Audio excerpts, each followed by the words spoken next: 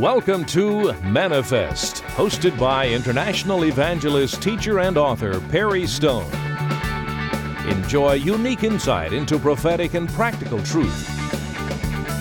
It's time to feast on fresh manna, so get ready to be blessed and encouraged. And now, here is your host and teacher, Perry Stone.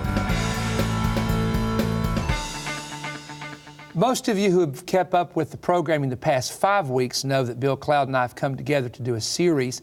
This will be, God willing, our final teaching of the series. What I'd like to do a little bit today is talk about the Egyptian parallels, the parallels with ancient Egypt. We're going to start off in the realm of the parallels of Egypt and America as it relates to Washington, D.C., leadership of, in that area. Then we're going to bring it over to Israel being a picture of the church in Egypt and what they did in Egypt and what God is about to do in America and what the solution is to everything we've been talking about. Bill, first of all, I'd like to go to, you mentioned about America is a melting pot. And as a melting pot, we have, now these are the empires of prophecy. Egypt, we have many Egyptians that live here. Assyria are the Syrians, many Syrians live here. We have Persians and people from Iran that live here. These are the empires now, the order of Bible prophecy. The Greeks, a lot of people from Greece live here. We have, I said Babylon. Babylon would actually be Iran. A lot of Iranians, Mesopotamia live here. Romans, Italians, that's where my family came from Italy, live here. And so when you said that we're a melting pot, I want you to understand when you said that several programs ago, that we're talking about that America has all of the major empires of Bible prophecy, the ancestors or the descendants, I should say, of those empires that live here. Now, it is also true that America is one of those unique nations because we have patterns like ancient Rome, like ancient Israel, like ancient Babylon, and even like Egypt. Let me give you a couple of these. Number one, this is an Egyptian picture. The Great Pyramid in Giza, Egypt, we have the Great Pyramid on the back of the $1 bill. The all-seeing eye of the pyramid is said to be the all-seeing eye of God. However, in Egypt, it was Horus or Ra who was looking down on the nation. The Washington Monument is an obelisk, which is actually, if we go back to Egypt, was a monument to the sun god Ra. And again, we're not saying that that's what we made it. Our founders took it and redeveloped it, but I'm saying this is where it Egypt. Came from. That's where it came from. We're just simply telling you where it came from. The Egyptian leader was called a young lion among the nations. Egypt had a 5-pointed star that represents the 5 forces of nature, and our flag has 5-pointed stars on our flag. The Statue of Liberty, which we call her Lady Liberty, was patterned similar after the Egyptian goddess Isis. The phoenix bird, which never dies but reemerges and redevelops itself, was actually the first bird representing America, and it was later changed to the eagle being, of course, an emblem of ancient Rome. Now, Bill, go back in with the people, because most people would not be aware of this unless they followed our ministry for many, many years. But back in the year 2008, it happened, oddly enough, the week of the inauguration. Tell us what was being read in the synagogue, in Jewish synagogues that week, and what we began to predict based on patterns. Okay. If you'll go back and go and talk about the patterns that we talked about. Well, first of all, I want to go back to the first program we did in this series. I said, when we discuss all the different similarities, I'll get it out here in a minute, that we have with all these different ancient cultures, I said, if you're going to pin me to the mat, I'd say that America probably identifies more with Egypt than any other, and because of some of the things that you just listed here. The obelisk, the Washington Monument, that has direct links back to Egypt, and so on and so on. So that being said, when we saw the election results in 2008, of course the inauguration came in January of 2009, I had already seen, and we had discussed, that the Torah portions, the way they were lining up, was interesting in this context. The Torah being the 5 books of Moses that are read every week in the synagogue. Right, they're divided up into different portions. Yes. All right, so when we get into January 2009, specifically on the day of the inauguration, or that week, the Torah portion is called Shemot, which is, we would say, Exodus, and it's the beginning of the story of the Exodus. And in that Torah portion, it talks about how that after the death of Joseph and that generation, how there arose a king who didn't know Joseph, and which is to be understood to mean, it's not that he didn't know who he was, it's just that he didn't regard him. He didn't respect him. And you have to keep in mind that Joseph is why Egypt became the superpower that it was. So he didn't respect or regard that which made Egypt great, but actually began to see God's people in Egypt as a threat. They're more and mightier than we are. And so he goes to his counselors, and he says, we need to devise a very wise plan how to keep these people down. Well, the first thing, once again, is the inauguration in January 2009 coincided with the Torah portion, which included this new king who arose, who didn't know Joseph, who identified God's people as the enemy, and who began, along with those in his government, for lack of a better word, began to implement policies that were designed to keep God's people subjected and in the land to be, more or less, to use modern vernacular, their tax base. And so one of the things that he did was he implemented tax masters. Where's that in chapter 1 or 2? It's in chapter 1. Of Exodus. It's in chapter 1 of Exodus. And we're talking about Pharaoh now who implements tax. These policies. Yeah. Well, it says task masters. Right. But if you read all the times that the text tells us taskmaster in English, the first time and the only time it uses a completely different Hebrew phrase that would be better rendered tax masters. So one of the first things he does is he implements these heavy burdens upon the people. And here's why, Perry, because before the Egyptians had given their freedom away to Pharaoh, had sold themselves to Pharaoh in exchange for grain, remember? Right. All right, and so at that point in time, God's people were not owned by Pharaoh. So what does that government do? They begin to implement these heavy tax burdens that puts them in a very vulnerable position.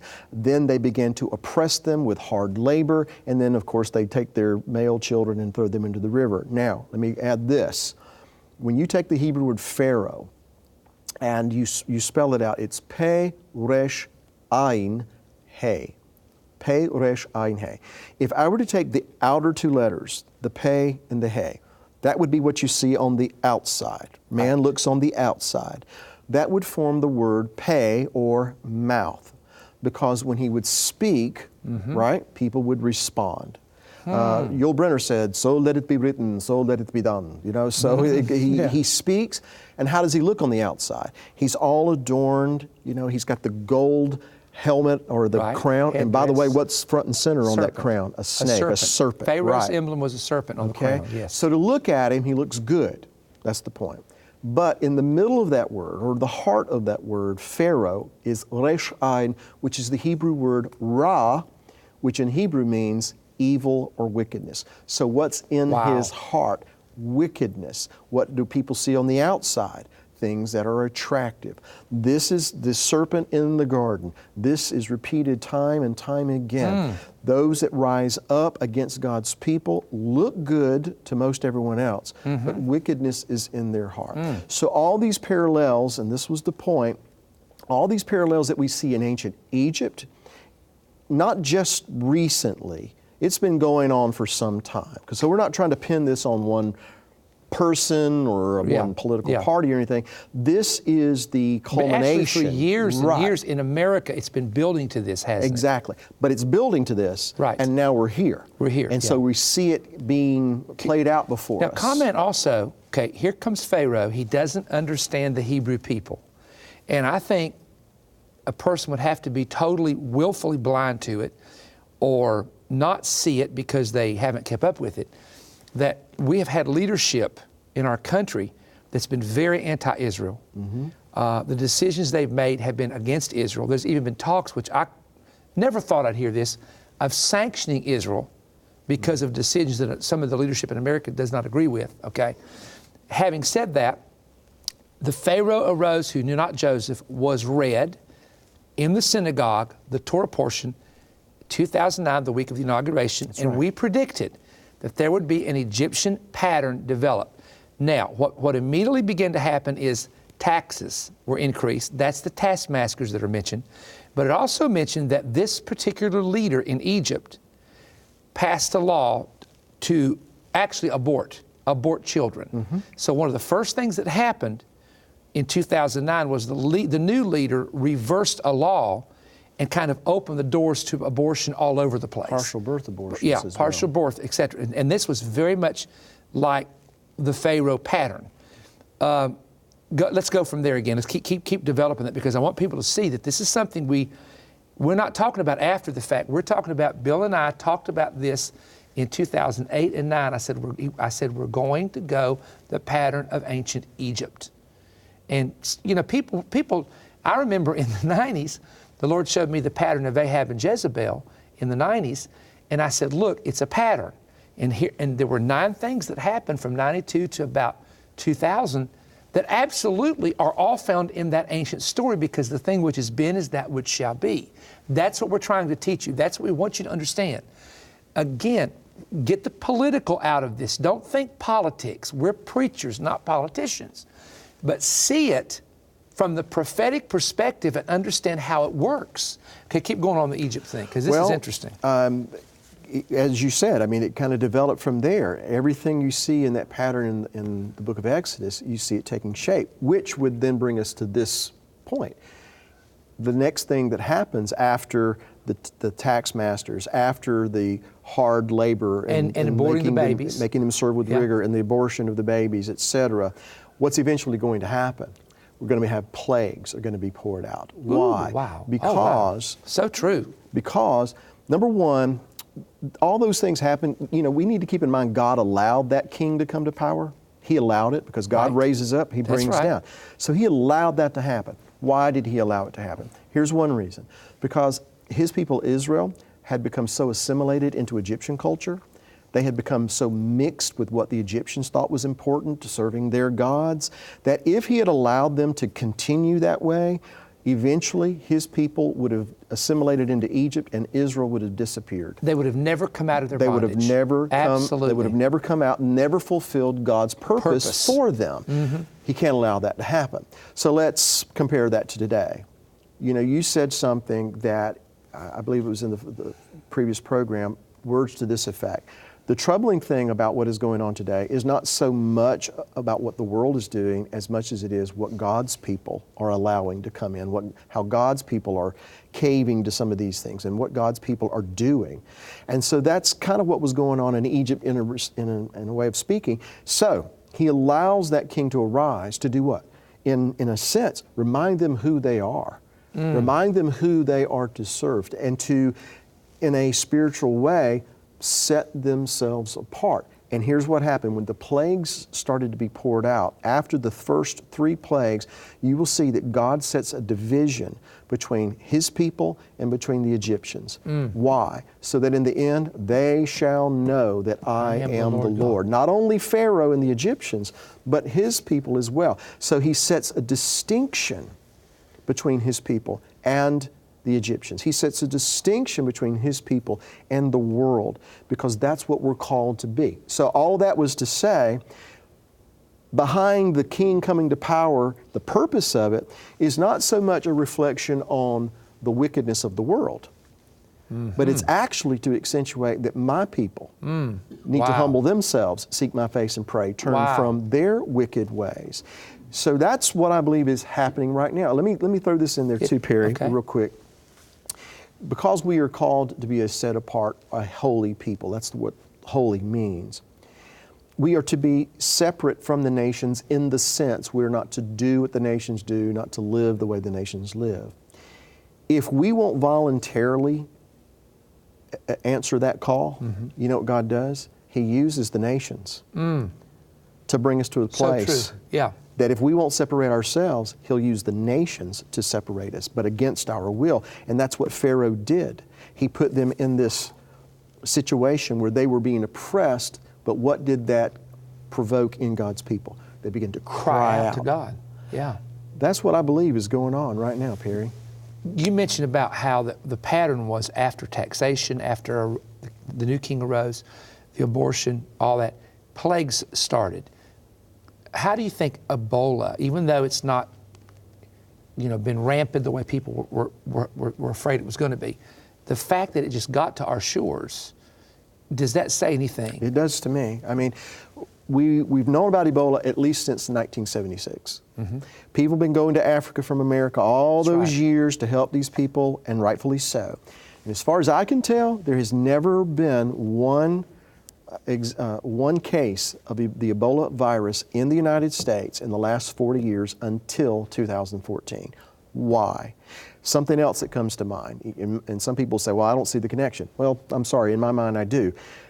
Just in this last year in 2014, we had a man that jumped over the fence of the White House. All right, people do that all the time. But as soon as they do, they're usually caught exactly, within about 10 feet. The dog goes after That's them. exactly right. Because I have some friends that were in the Secret Service. Right. So it's They do that. Secret Service is on them. On it immediately. Okay, but there was a little situation where a man was not only able to get across the lawn, he went to the front door, opened the door, went in, and ran around the first floor. Now, that's unheard of. And was not the president nearby? Well, now, I don't know. But I do know a security guy jumped him and stopped him. But now, after he was around the first floor. I was stunned. Right. It's like, you know what I mean? I was stunned by that. Well, okay, so what should we read into that? All right.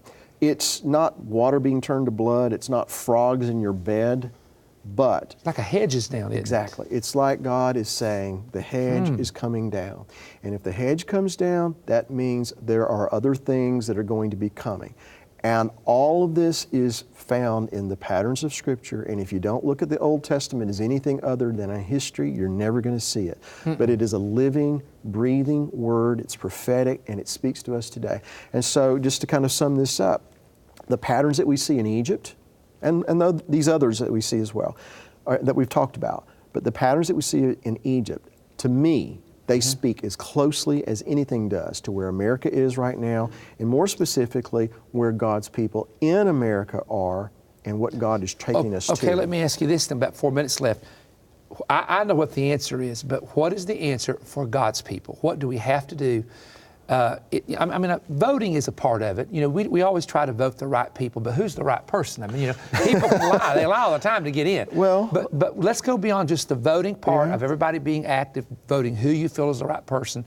What can we do in the spiritual side that changes everything else around us? Well, the first thing, Perry, I think we need to do is just put it out of our minds that going to the ballot box and voting for a Republican or a Democrat or an independent is going to change everything. It's not.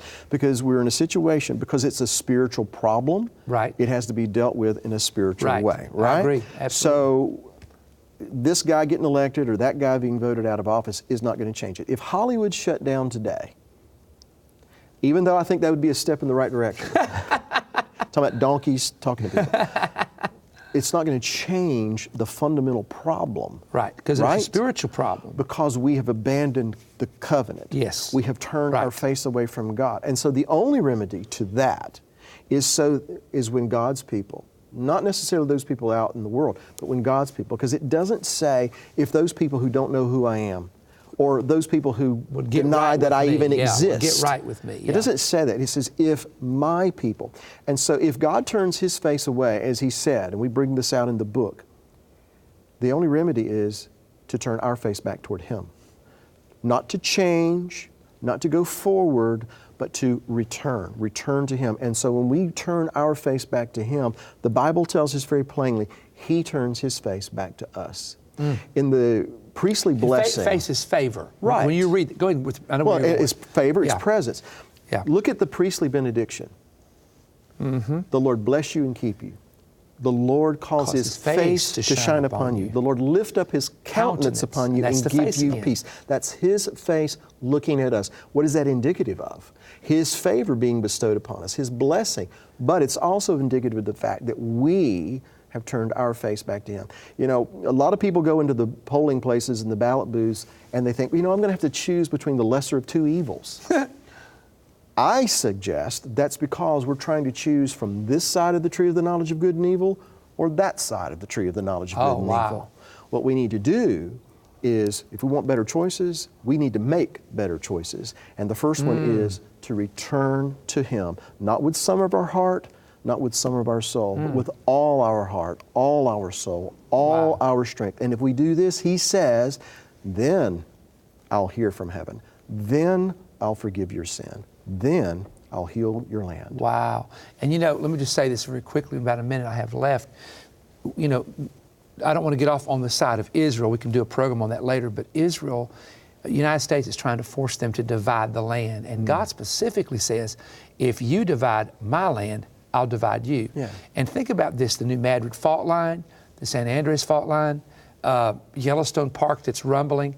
We are one, you said it the other week, we're one major disaster away from the entire system collapsing and not being able to pull ourselves out. We are a house divided against itself. Yeah, and a house of cards. That's right. Messiah said it couldn't stand, and Abraham Lincoln, Yeah. who was the president the last time America was in this kind of a situation, morally, socially, culturally. The last time we were this divided, in my opinion anyway, was when we had the American Civil War. And he said then, a house divided against itself cannot stand. And church, let me say something to you in the time that remains. I'm not expecting politicians, senators, and congressmen to hear this and respond or act upon it, but you're the church, you're God's people. I said it earlier, you're not African American church, you're not a white church, you're not a Hispanic church, you are the church. We are one body, one Lord, one faith, and one baptism. It is up to us to do the best we can to follow the Lord and be the example to other people and to lead them into this covenant relationship. Speaking of covenant, I think this book that Bill and I have written together is absolutely going to be an eye-opener to you prophetically. I went into a studio and did a brand new audio teaching, 2 CDs that talk about living in the shadow of the Antichrist. We're going to talk about what's happening with ISIS and how that is the foundation of what the Bible predicted in the book of Daniel. You need both of these. They're brand new. They're not available in bookstores anywhere. We'll tell you how to get it right now.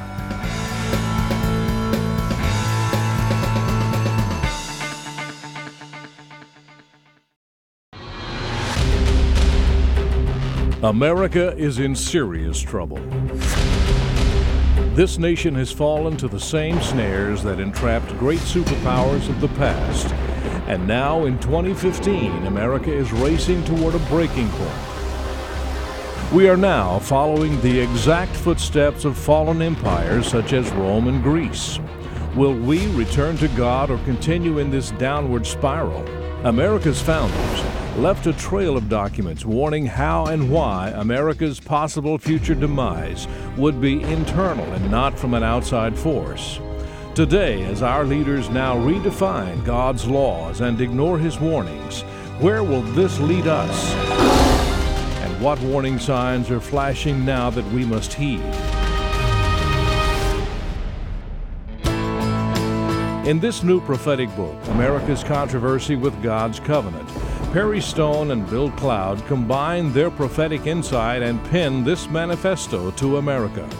A message every concerned American must read and respond to before the hedge is removed and spiritual darkness blankets the nation. Due to its content, this book will not be available in bookstores. This book is part of package offer ACC 115. Perry has also just completed an urgent prophetic update on 2 audio CDs, In the Shadow of the Final Beast. These CDs contain new research and information exposing the real reasons behind the ISIS beheadings and the ancient demonic spirit emerging over Iraq and Syria. Perry unlocks the book of Daniel and John's apocalyptic prophecies with new insight he has never taught on Manifest. He reveals how the coming wars will not be geopolitical, but will be wars over religious ideology centering on the deity of Jesus Christ. This is a stunning expose every believer should hear. All indications point to the foundation being laid for the man called the Antichrist to arise from the Middle East and not from Europe, as many teachers have taught. The new book by Perry Stone and Bill Cloud, America's Controversy with God's Covenant, as well as Perry's 2 CD prophetic update, In the Shadow of the Final Beast, are now available by calling toll-free 1-888-21-BREAD. That's 1-888-212-7323. Or order online at perrystone.org. You may also send your donation of $30 or more to Perry Stone, Post Office Box 3595, Cleveland, Tennessee 37320. When you order, request offer ACC 115 and include your donation of $30 or more as your support of the Manifest broadcast. As always, thank you for watching Manifest with Perry Stone. We look forward to hearing from you today. I want to thank you for joining me today on the Manifest telecast. Bill Cloud and I are very excited about the book that we've just written, which is called America's Controversy with God's Covenant. Are the blessings of America in danger of being lost? We're going to answer that in this book. I encourage you to get this. It is not available anywhere else except through the Voice of Evangelism Ministries. It's not in any bookstore anywhere. And also we're the 2-hour audio CD, The ISIS Factor and the Kingdom of the Antichrist and the Shadow of the Final Beast. I've been dealing with this, but this has the new information and new research from the book of Daniel that we've put together. We had so many people asking us for more information. We went back to the Bible, locked ourselves up in a room just about, and came out with some revelation that you've got to hear. So that's the offer. We hope that you'll get it because you help keep Manifest on the air when you purchase the material. Also, we always let you know places that we're going to be coming to minister. In Denver, Colorado, Potter's House of Denver, that'll be 9 o'clock and 11 a.m. in Sunday morning, March the 22nd. Victory and Truth Ministries in Bucyrus, Ohio, one service only, which will be Wednesday, March 25th. All the young people registered for Warrior Fest. Don't forget Warrior Fest. Our mentoring school, we have some seats left for that. I'm going to be mentoring people from Wednesday, all day Thursday, all day Friday, and all day Saturday. And so at the end of that Mentoring Institute, we're going to provide a certificate of achievement to everyone who's participated. Also, we're coming to Life Church with Pastor Rick Shelton, May 15th through the 17th. We're coming to Redemption Church International in Knoxville, June the 5th through the 7th. We're coming to Beaumont, Texas, but the big meeting that's coming up at OCI in Cleveland, Tennessee, which was our most popular meeting last year, is the International Prophetic Summit. Now, that's going to be in the month of April. It starts Thursday night at 7 o'clock. I'm opening up as the keynote speaker. Then we have Friday, we have 3 services. Saturday, we have 3 services. We've got questions and answer sessions, inside information. And we will go through Sunday morning where Bill Cloud and I will be ministering, and Sunday night at 5 o'clock, I have a very special prophetic word that the Lord's given me. So please, if you want to come to the summit, come and be a part of that. We're looking forward to all the things God's going to do. Go to perrystone.org for updated information. And partners, thank you for supporting this ministry. Keep it up because we need your help. God bless you. This April, be a part of the prophetic event of the year at Omega Center International in Cleveland, Tennessee. Hear insight from today's leading authorities on end-time events as they discuss why we were born for such a time as this. For more information, go online to perrystone.org. These are the last days. What's your role?